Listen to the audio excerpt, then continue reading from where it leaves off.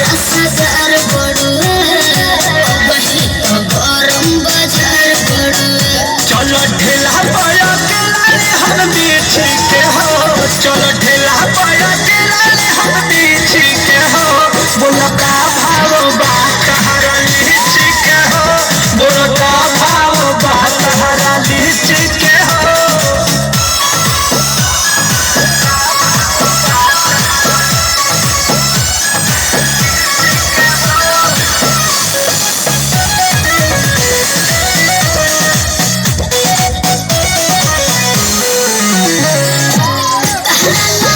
तुमके मोल नइखे मन भरल लगो झोल नइखे। अरे अच्छा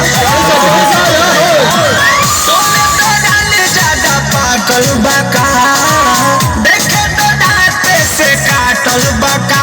केहू गलत ना कहे अपना चीज के हो, केहू गलत ना कहे अपना चीज के हो।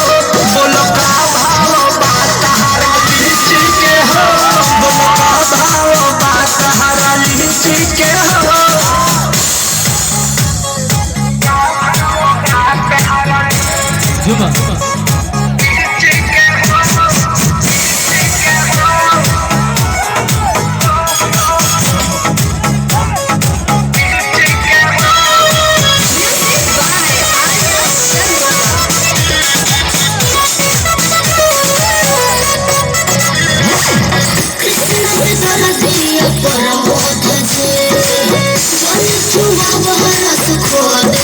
हेलो, अब तो घाटा नहीं होगा।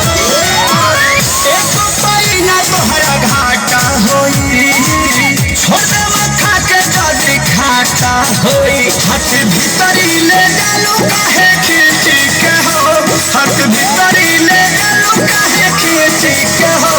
बोलो का भाव बा तहरा लीची के हो, बोलो का भाव बा तहरा लीची के हो। दे दीजिए नहीं तो सर जाएगा।